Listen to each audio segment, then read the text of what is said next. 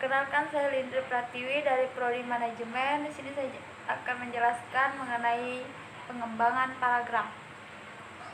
Pengembangan paragraf dapat dilakukan berdasarkan dengan menggunakan sebuah pola tertentu dan bisa juga dengan menggabungkan dua pola atau lebih.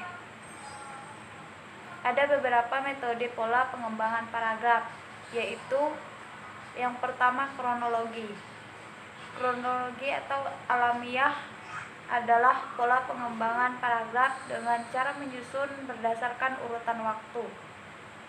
Pengembangan paragraf dengan cara kronologi biasanya digunakan dalam paragraf narasi.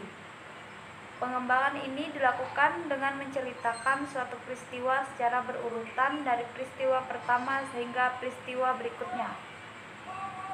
Pengembangan paragraf dengan kronologi biasanya menggunakan kata-kata seperti pertama-tama, awalnya, lalu, setelah itu, pada akhirnya, kemudian, dan lain sebagainya. Yang kedua, ilustrasi. Ilustrasi adalah pengembangan paragraf yang digunakan dalam paragraf eksposisi. Ilustrasi memaparkan gambaran umum atau gambaran khusus mengenai suatu hal yang belum dimengerti oleh pembaca. Metode pengembangan paragraf dengan pola ilustrasi dilakukan oleh orang yang ingin memaparkan sesuatu yang dilihatnya. Pemaparan disajikan secara berurutan dari yang terdekat hingga yang lebih jauh dari satu tempat ke satu tempat lainnya, antara informasi satu dan informasi lainnya. Yang dipaparkan harus saling berkesinambungan agar bisa dimengerti oleh pembaca. Yang ketiga, definisi. Pengembangan definisi dipakai ketika seseorang ingin menjelaskan pengertian istilah. Tujuannya supaya pembaca memahami dengan jelas apa yang dimaksud dengan istilah tersebut. Mula-mula istilah tersebut dijelaskan dalam satu kalimat utama dengan kalimat yang sederhana. Lalu kalimat utama tersebut dijelaskan lagi oleh kalimat-kalimat penjelas. Terkadang penjelasan ini terlalu luas sehingga penulis menjelaskannya dalam beberapa kalimat. Bahkan kalau satu paragraf tidak cukup, penulis akan menjelaskan lagi dengan paragraf lainnya, sehingga beberapa paragraf. Jika demikian, kesinambungan dan keterpaduan antar kalimat dan antar paragraf harus dijaga. Definisi berupa syarat-syarat tertentu mengenai suatu istilah atau konsep. Dalam definisi harus disertai batasan-batasan pengertian agar arti dari istilah tersebut tepat dan jelas. Yang keempat, analogi. Analogi adalah pola pengembangan paragraf dengan ilustrasi yang khusus.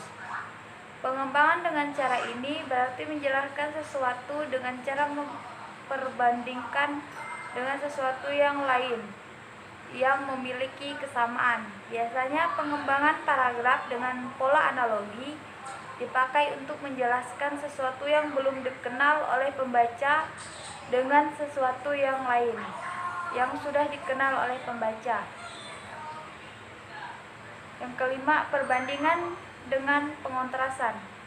Perbandingan dan pengontrasan adalah pengembangan paragraf dengan cara membandingkan dan mempertentangkan dua hal yang setara dengan menyebutkan persamaan dan perbedaannya. Perbandingan dan pengontrasan adalah cara yang digunakan penulis untuk menjelaskan perbedaan dan persamaan antara dua orang, objek gagasan, atau yang lainnya yang saling bertentangan dari aspek tertentu. Dua hal yang diperbandingkan, yang dipertentangkan memiliki kesamaan dari segi tertentu dan memiliki perbedaan dari segi tertentu. Yang keenam, sebab akibat. Pengembangan sebab akibat adalah metode pengembangan paragraf yang mana hubungan antar kalimatnya membentuk sebab akibat. Paragraf ini bisa terdiri dari satu sebab yang menimbulkan banyak akibat atau sebaliknya. Banyak sebab yang menimbulkan satu akibat Gagasan utama paragraf bisa berupa sebab, sedangkan kalimat-kalimat penjelasnya adalah akibat. Bisa juga sebaliknya. Gagasan utama bisa berupa akibat dan kalimat-kalimat penjelasnya adalah sebab. Sebab atau akibat yang dijadikan gagasan utama bisa diletakkan di awal paragraf atau bisa juga diletakkan di akhir paragraf. Yang ketujuh, pembatasan satu persatu atau contoh. Pengembangan contoh adalah metode pengembangan paragraf dengan cara memberikan contoh. Yang ketujuh, contoh atau pembatasan satu persatu.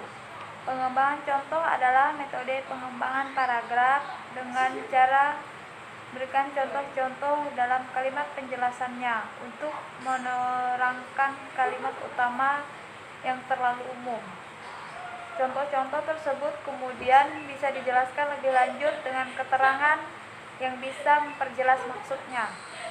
Yang kedelapan, repetisi. Repetisi adalah pola pengembangan paragraf dengan cara mengulang-ulang pokok gagasan. Pokok gagasan yang ada di kalimat utama diulangi lagi pada kalimat-kalimat berikutnya.